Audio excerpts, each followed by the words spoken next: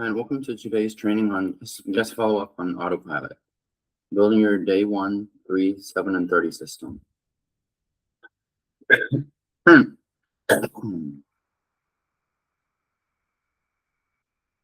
So we have an acronym HATT, the HATT method. And so it stands for Hub, Automation, Traffic, and Trust. Today we're going to cover the automation pillar. That's the church management system and follow-up.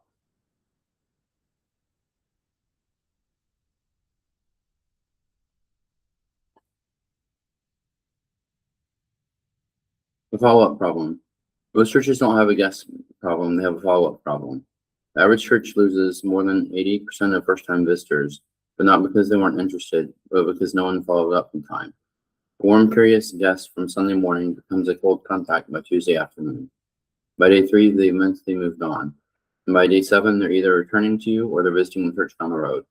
This isn't a people problem. It isn't a budget problem either. It's a systems problem, and today we're going to fix it.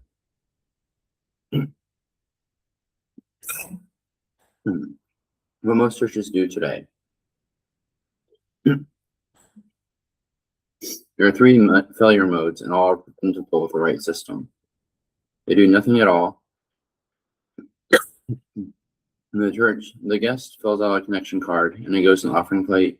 Someone plans to follow up, but it doesn't happen. And by the time anyone remembers, 2 weeks have passed. One card that gets lost. The card's collected, maybe entered in the spreadsheet, but by Thursday it's buried under sermon prep and committee emails. No one followed up. No one remembers who that family was. A well-meaning volunteer. We have someone who calls first-time visitors. They're reliable until they're on vacation, sick, or burned out. One person cannot carry a system. A system carries itself.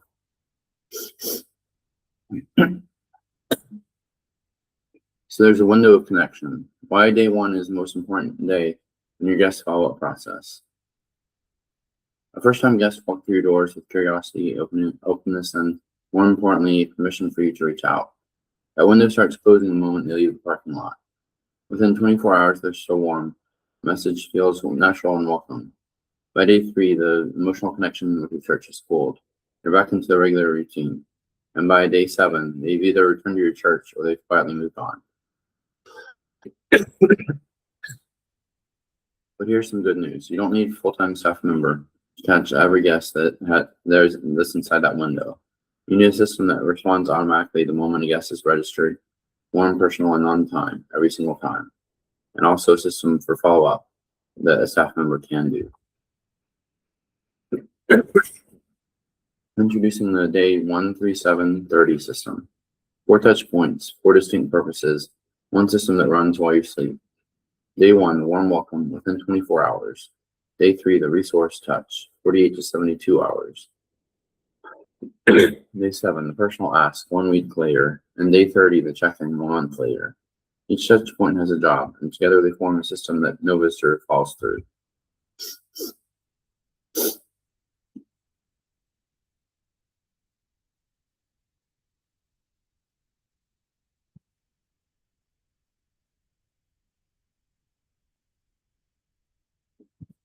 Day 1, the warm welcome.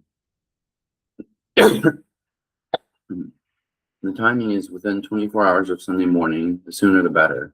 Often you can have it also automated where once you put them in the system, then they actually get a message. So the moment your church management system records a new visitor, an automated text or email should go out. You should feel warm and genuinely human, not like in the newsletter box. This is a short version. I would do it much longer than this. Not much longer, but longer. But here's a sample one. Hi, first name. It was good to have you at church name. Obviously, you follow the brackets. It was good to have you at church name on Sunday. We're praying for you this week. If you have any questions or just want to connect, feel free to reply here. And then the pastor's name. Now, obviously, you want to make sure that you're praying for your new visitors as well. Don't just say it.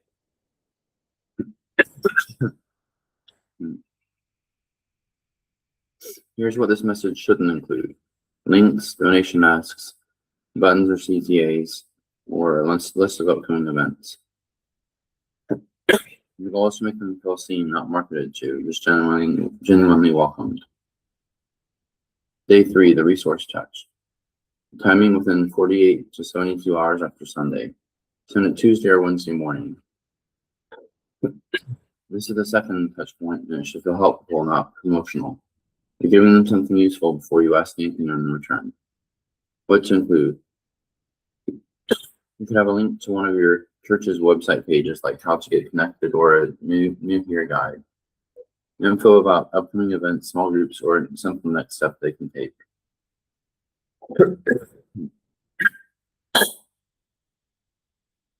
A short word about your church community. What makes it feel like family? What not to include? Donation, ask, multiple links or CTAs. Just pick one clear next step, or anything that feels salesy. And the goal again is to give before you ask. A guest who receives genuine value on day 3 is more likely to open your day 7 message.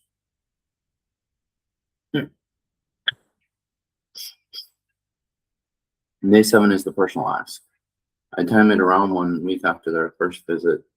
Either aim for 6 days or 6.5 days or 7. So basically Saturday or Sunday. And this touch point carries more weight than the others because it should feel personal. Ideally, it comes from the pastor or deacon by name.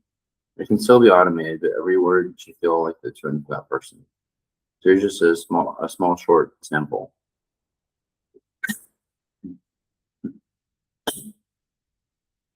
Hi, name. It's been 1 week since you joined us at church. I wanted to reach out to you. We'd love to have you back this Sunday. We've saved you a seat. Why this matters, a guest who returns 2 Sundays in a row is dramatically more likely to become a regular member. And the second visit is the goal of everything that came before it. The goal of this is to get them back. One more message from a familiar name can make all the difference. Now, please understand, I do have a lot of times where I recommend you do more often, but I think for not overwhelming yourself, I would do this. And so here's day 30. The check-in. The timing is 1 month after their first visit for guests who haven't returned yet. Now everyone comes back in week 2. Life's busy and sometimes the guest needs more time. So the day 30 message is for those who went quiet, and it keeps the door open without pressure. What to send? A recent sermon clip, a short devotional thought, or an encouraging verse. A testimony from a church member, a real story about what the church means to them, and a simple, we're still here and our door's always open. What not to do? Don't mention how long it's been since they visited. I'll create guilt, not warmth, and don't oversell it either. It's a softer engagement, not a closing pitch. So keep the door open. Some guests return in month 4, some come back at Christmas. This message plants a seed you may not see sprout for months, and that's okay. You're playing the long game, not the short game. So here's how the system loop works. The system doesn't just send messages, it feeds information back, so nothing falls through the cracks.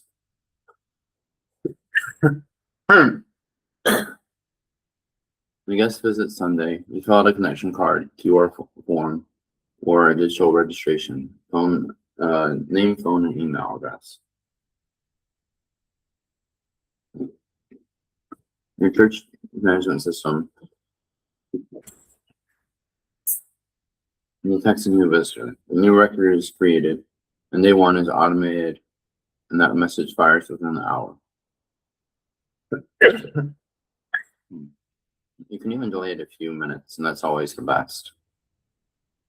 The response is logged. A reply or a link click, and the church management system updates the record. The staff sees it immediately. And you can also have a pastoral task created. Call this guest task automatically assigned to the pastor or deacon on duty. And then the sequence continues. Day 3, 7, and 30 messages fire automatically or pause the moment the guest returns. So we need to run the system. Here are 3 ingredients, and we have 2 of them already. A way to collect guest info. That can be a connection card, QR form, Sunday registration sheet. Any method that captures the name, phone number, and email address when a guest visits for the first time. No need a church management system or email automation tool. Here's some. The last one is what I recommend. Planning Center, Breeze, Church Community Builder, SuiteDash, that's the one that we use. Any platform that can trigger automated messages on schedule. If you're not sure which one fits your church, that's a great topic for your clarity call with us. The message templates. You don't need to write them from scratch. The 4 messages we outlined today are a starting framework. Put them in your church's voice when you're ready to launch. Your minimal viable version. If you want to start this week with no new tools, here's how.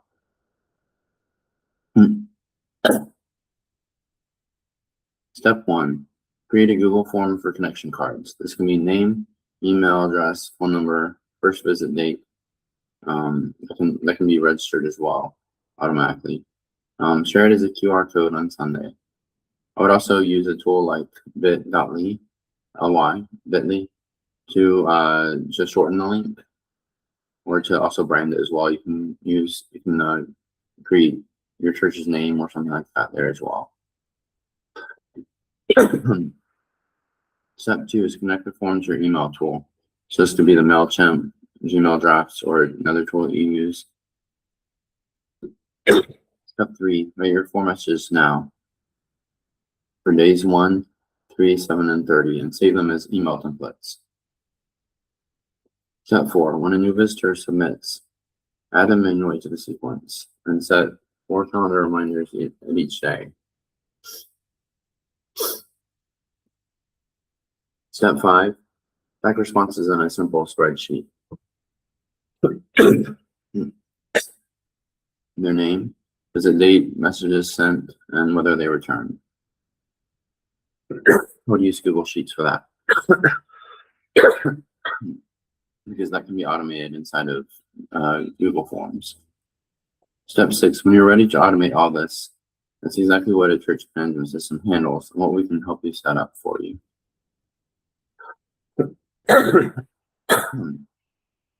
We also have a done for you system as well. We'd also include a website as well for this. So you can get a branded church management system set up, configured and ready for your church. Data organized so existing members are in the system. Automated sequences written in your church's voice, loaded in live for you. Attendance tracking so you can log your team back who needs a call. A church portal where members manage their info, and also ongoing monitoring. We'll watch the sequences and help fix them.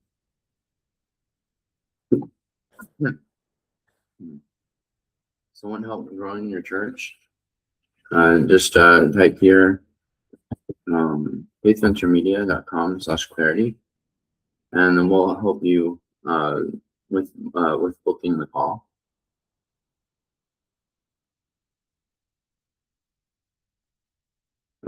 So book a Church Growth Clarity call, a focused 1-hour session where we'll look at your church's digital presence, identify the gaps in your guest follow-up process, and map out your church's next steps based on your certain problem you have. So come with your questions and leave with a plan.